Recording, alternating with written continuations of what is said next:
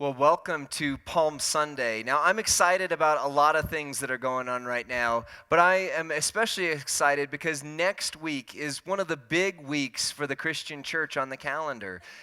Studies show that if you invite someone to an Easter service, about 8 out of 10 will accept the invitation as long as it's a personal invitation. And so I would encourage you to invite someone to hear what God has to say to them next week. But I'm also very excited for this weekend as well. You see, it was 1 year ago, although it doesn't quite work out on the calendar because Easter was later in the year last year, but it was 1 year ago on Palm Sunday that I first sat in this sanctuary as your new lead pastor. Can you believe it's already been a year? That's just freaks me out. And last year, as I mentioned, Pastor Allen preached a message that was so fitting to Palm Sunday. It was about preparation. It was about unmet expectations, and it was about God coming through in big ways. Well, this last season of your life as a church before I got here was one of preparation. Pastor Ed told you guys about 2 years before his retirement happened that he was going to be retiring. He told the search team that they needed to search for someone who was younger, someone who had a new energy, a new fire to bring.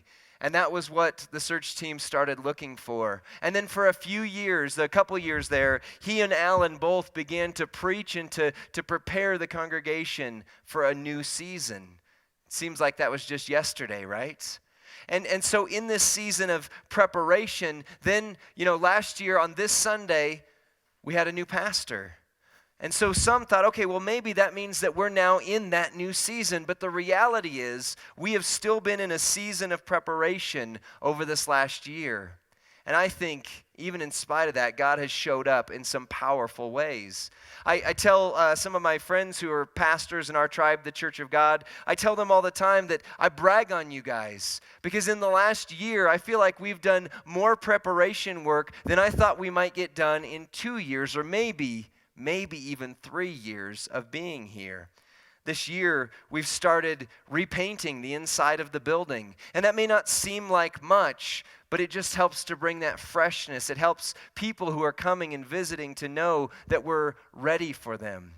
We built a little cafe area to show guests that they're not just welcome here, they're expected here, that we're ready to show them the hope that lives inside of us. We relaunched the kids ministry, and over the course of this last year, we've gone from about 2 kids on average on a normal Sunday to anywhere between 18 kids, up to 20 kids on some weeks. And we're getting ready. We're still preparing to relaunch the youth ministry just in a little bit later this year. All of these things have been done to help reach people, whether they're right here in this room or out in our community, and show them the hope that is found only in Jesus. So whether you've been following him for decades, or whether you still have tons of questions about what this whole God thing is all about, we're ready. We're in a season of preparation to show the impact that God is going to have. And so this morning, as we're in the midweek of our series, Rise, I want to give you the key thought for your notes. The key thought is that Jesus is calling out to you to live risen.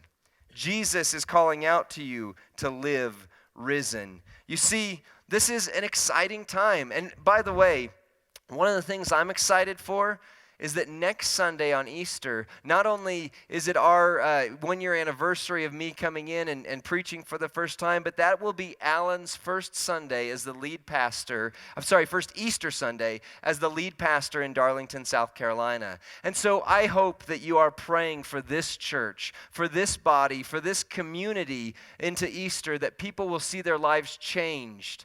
But I also hope that you're praying for Pastor Allen and what's going to be happening there in South Carolina, because his family is making an impact. His church is making an impact there.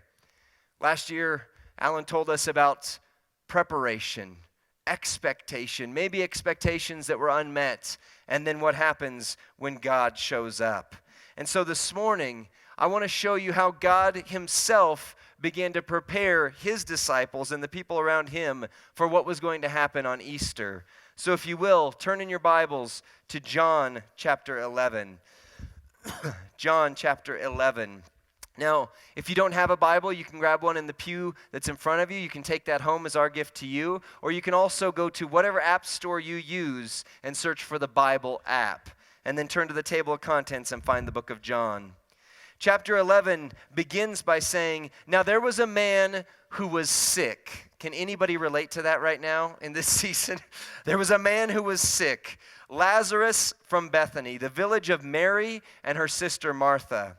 And Mary was the one, it says, who will, here in just a couple chapters later, will anoint Jesus with perfume and wipe his feet with her hair.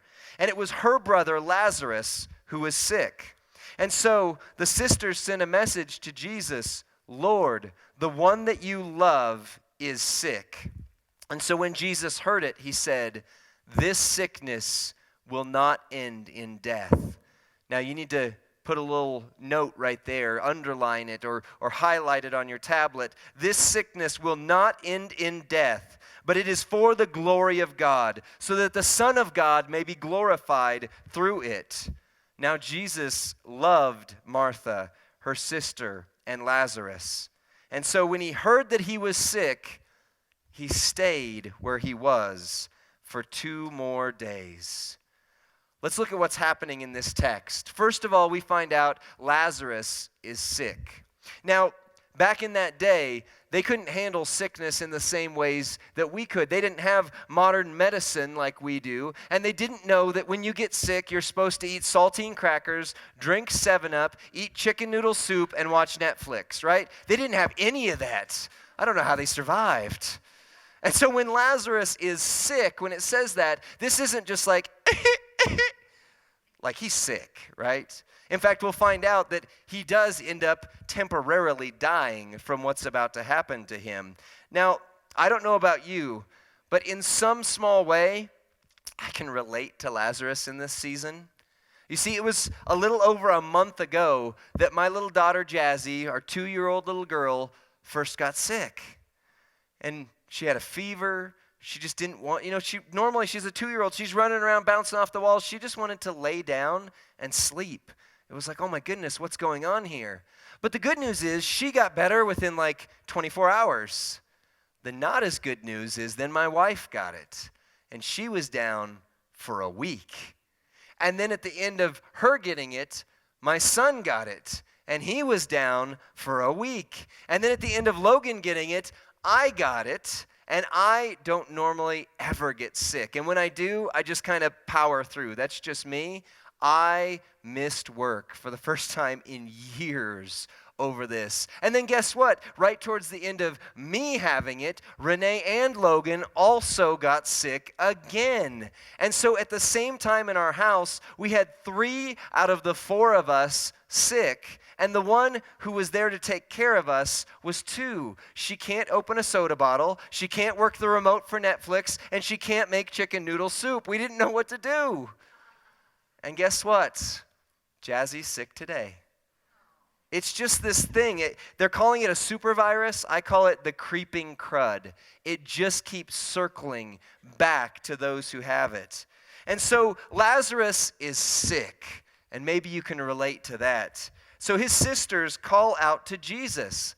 Now, they had a little bit of an advantage over us in this case. Like, Jesus is living and active in our world, but in their day, he was physically present. And so they weren't just praying to Jesus, they actually made a call and was like, Jesus, hey, can you come do a house call, buddy? Lazarus is sick.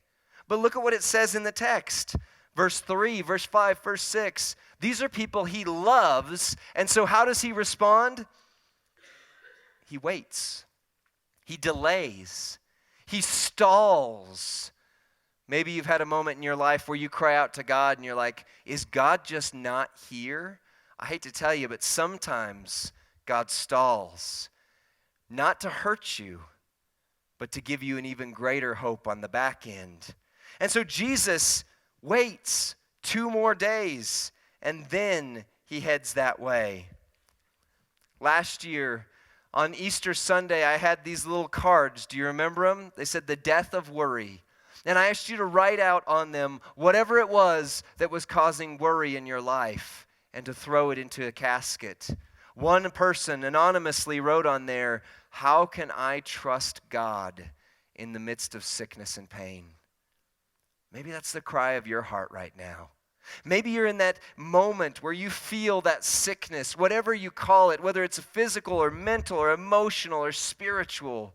Maybe you're in that moment where something inside of you is crying out to God and saying, God, I don't get this. Would you show up, please?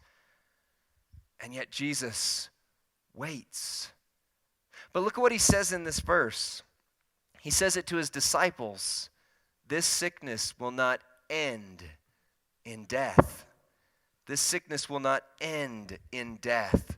You see, whatever you're going through right now, Jesus is still calling out to you to live risen. He doesn't just want to give you a normal, everyday life. He wants to give you a life that is abundant, as he says just one chapter earlier. A life that makes an impact, that makes a difference. But sometimes we have to go through the sickness. Sometimes he uses those moments. I don't believe Jesus causes the bad things in our lives, but bad things are inevitable in our broken world, and he uses them so that they will not end in death, but bring life not just to you, but to those around you as well. This was a lesson that the crowds had to learn on Palm Sunday, because on Palm Sunday, Jesus triumphantly enters Jerusalem, right? The palm branches are laid down before him. He rides in on a donkey, and they're shouting, Hosanna in the highest. They're hailing Jesus as the conquering king. Their expectation of him was that he was going to overthrow the Roman world, overthrow their oppressors, and that they would then be the ones who were in charge, in command. They would be the big power in the world. And then that Friday, they watched as Jesus hung on a cross. I was talking with one of my mentors in ministry just a couple weeks ago, and he was talking to me just, telling me about how his season has gone, how he started at his new church about 2.5 years ago, and at about 1 year in, people's expectations started to shift. There was that moment when he first got there, right, where they were laying down the palm branches, not that he is Jesus by any means. Stay with me in the parallel here. They were laying down and saying, oh, look at all the hopes and dreams that are coming into our church. Look at all the hopes and dreams that we can now have. And then about a year in, it kind of got to Friday, right, where they were going, oh, wait a second. His vision isn't what I thought it was going to be. God's taking him and therefore taking this church in places I didn't know it was going to go. And he said about a year in, he started to see some struggles where those unmet expectations started to become a thing. I was talking to Alan just about a week and a half ago, and he was sharing similar things. He was saying, when I first got here, everyone was excited, and we've been doing some amazing things, but now that we're about 8, 10, 12 months in, people are starting to go, oh, this guy isn't doing what I thought he was going to do. And so there's those unmet expectations. And can we be honest for a sec? It's about a year that I've been here now. April 16th last year was my first Sunday in the pulpit. I know that there may be some who are struggling with unmet expectations. You're not realizing, or you're not seeing those things that you had hoped that I would bring. I want to encourage you and let you know that's a part of the process. And I want you to know we are still in a season of preparation. We're preparing for a day where each and every one of us here in these pews are ministers of the gospel, just as the Bible calls us to. How it's not just me who's to have a ministry here, but each one of us is a disciple maker. We're preparing for what God is going to do through relational discipleship and even through things like our life groups, which, shameless plug, if you're not in a life group yet, our life group semester starts in 2 weeks with our new series, Apocalypse Survival Guide. If you're not in a group, I would encourage you to get into a group. And if you can't find a group that meets on the time and the day and all that works for you, let me encourage you to start a group. In fact, we have one new group already that's starting that said, yep, I'm going to do this, and they're going to join in. You'll see it in inserts now in the little impact guides that we have towards the back. But perhaps you're in a season of unmet expectations. Perhaps you didn't realize how much the music would change with the calling that we have, or how much the ministry would change, how much things might look a little different. Can I just say, I want to be there with you in those conversations. I want to be there with you as your pastor to help, because I believe that those unmet expectations, whatever they may be, always prepare for what God is going to do next.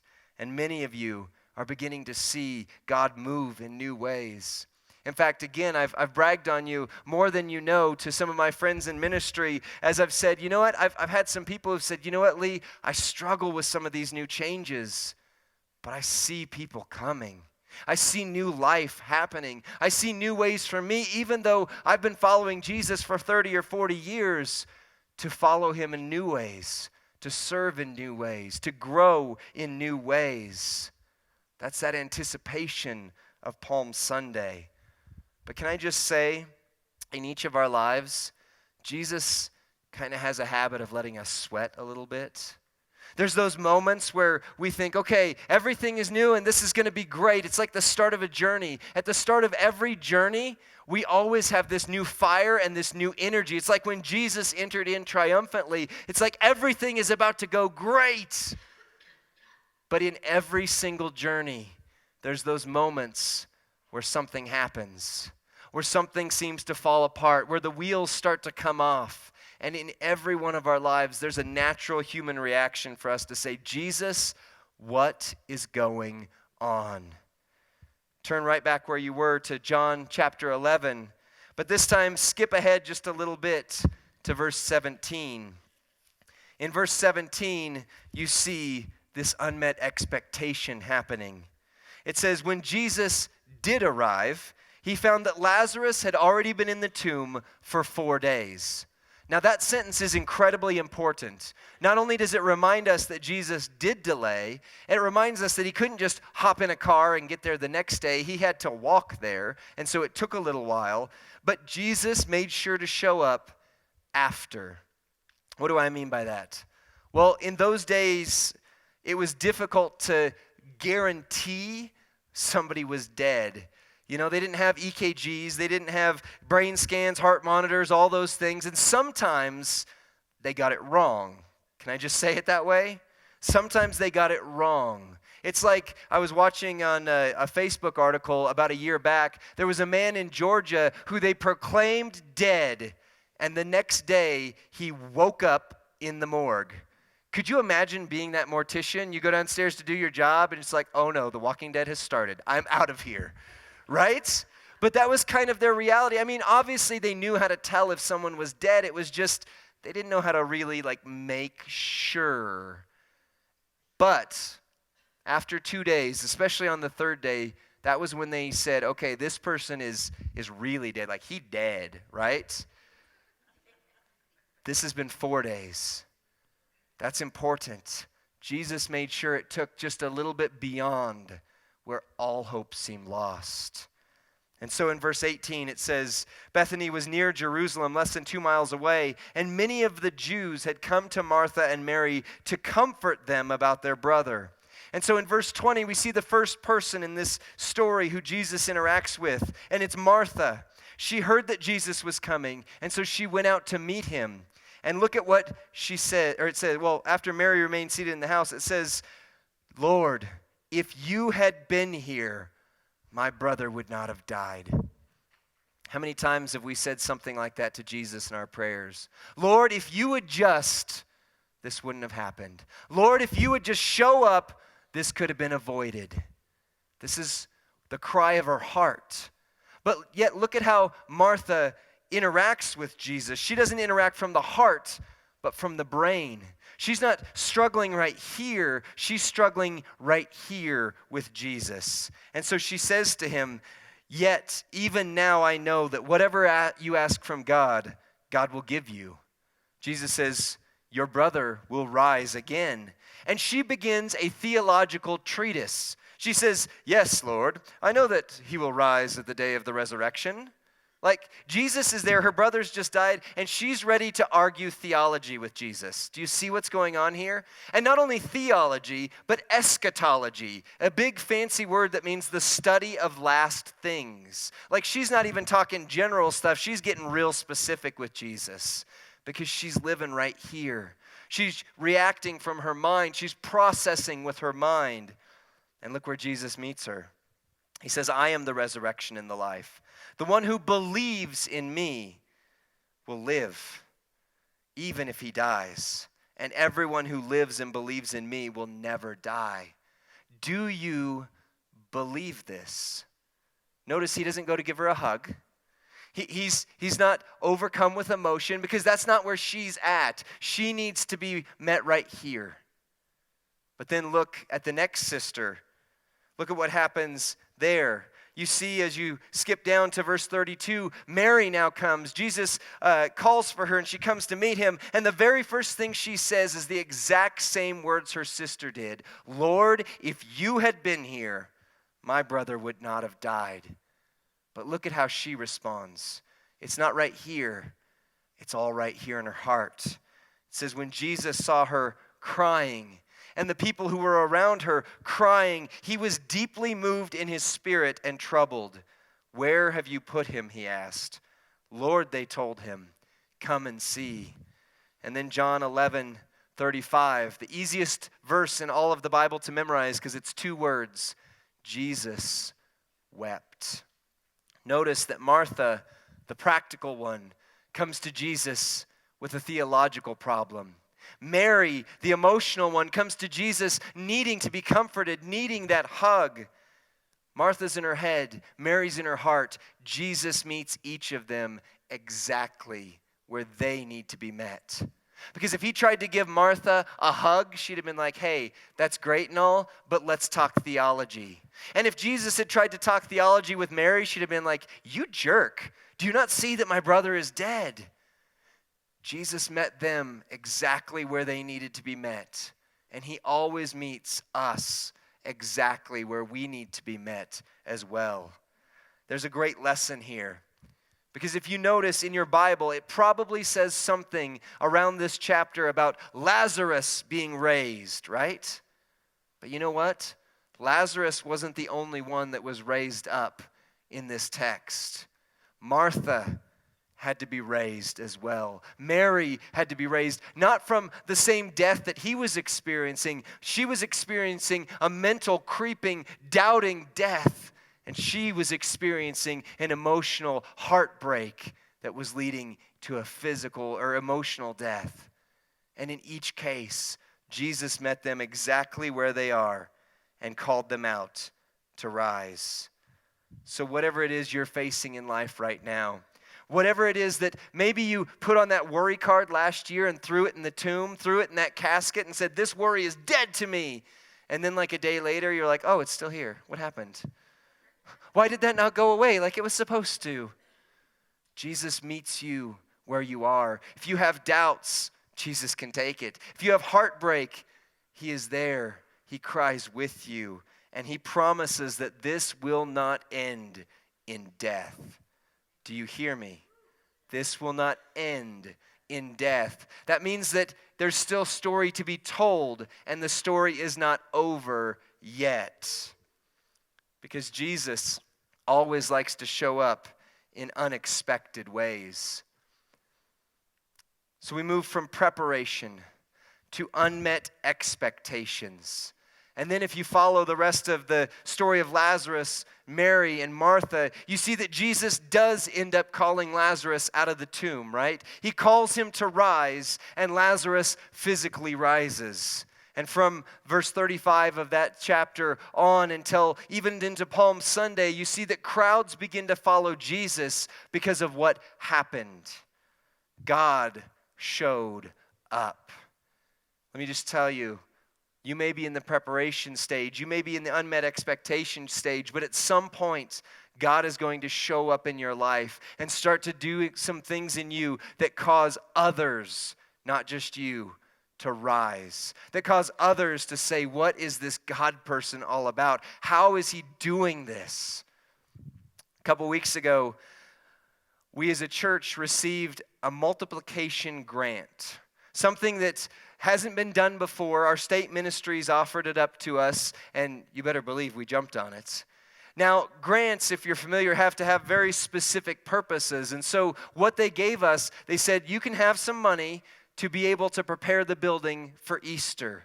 And so if you've noticed new signs in the parking lot, new stuff on the doors that say welcome, new banners, new flags flapping around, all of that came as a result of a grant. Something we couldn't have prepared for, something we couldn't have known was going to be coming, and in fact something we got just over a week ago and we have to have it done by next week. So it was definitely God showing up in a different way.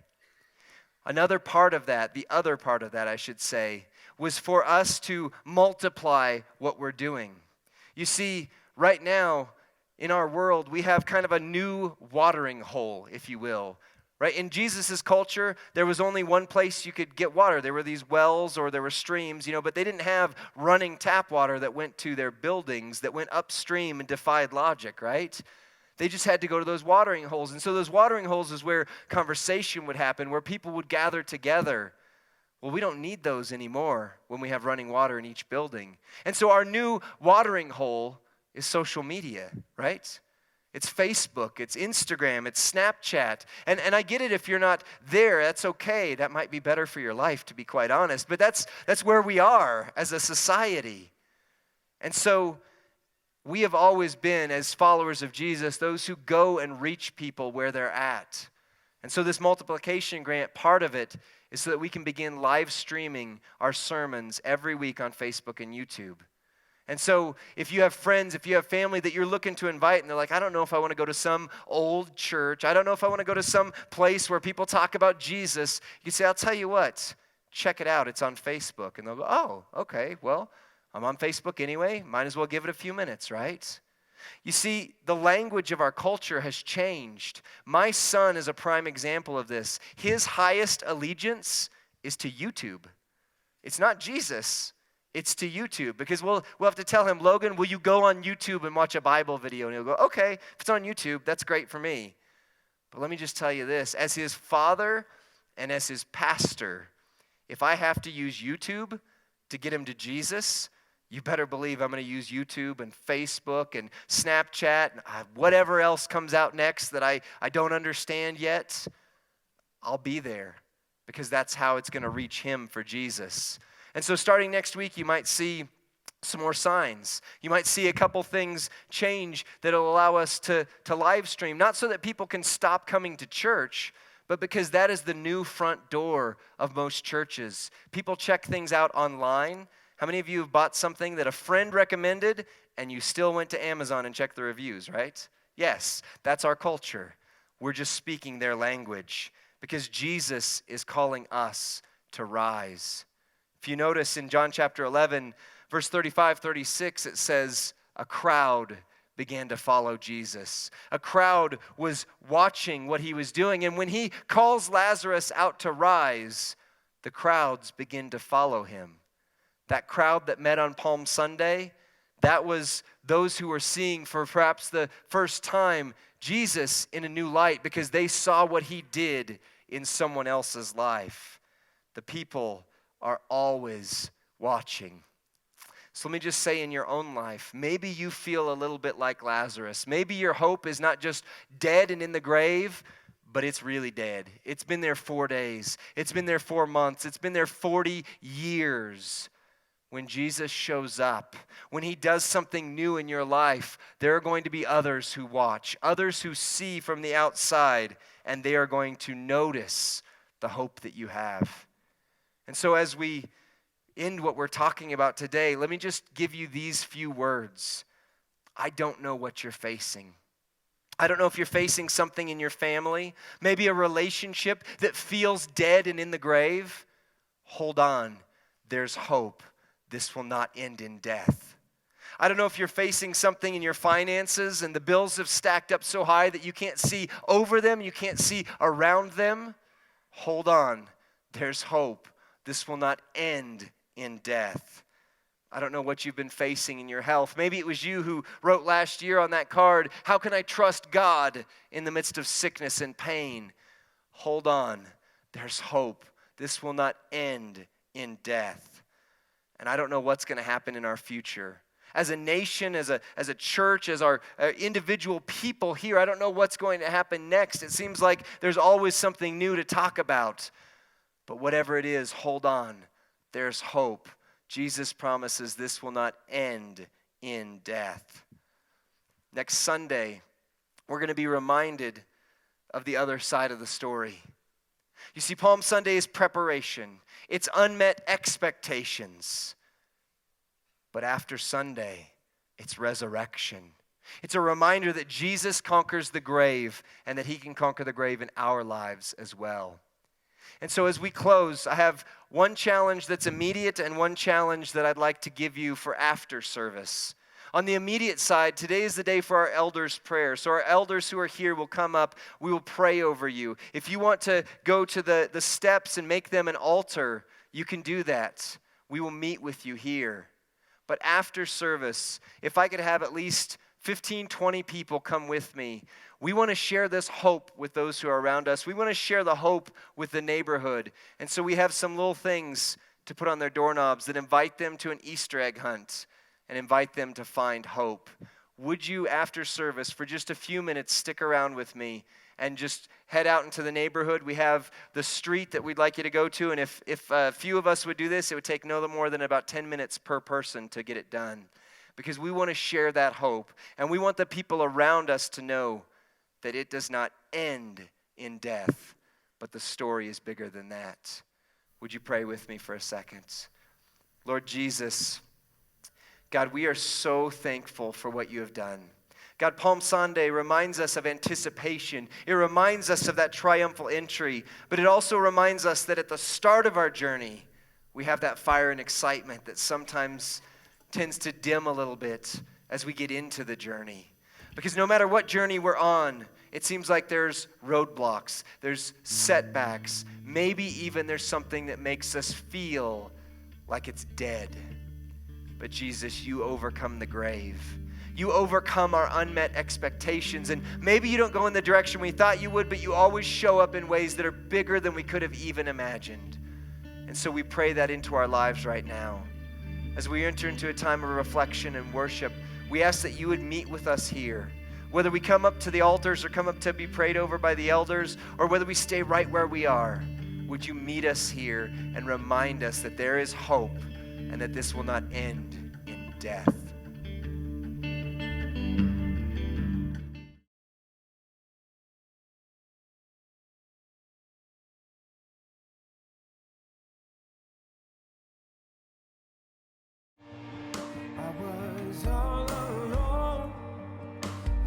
All alone, but I'm coming back home.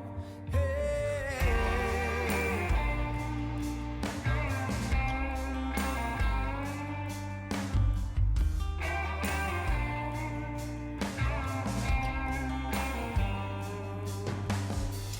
When I came to the streets, I'd run so free when I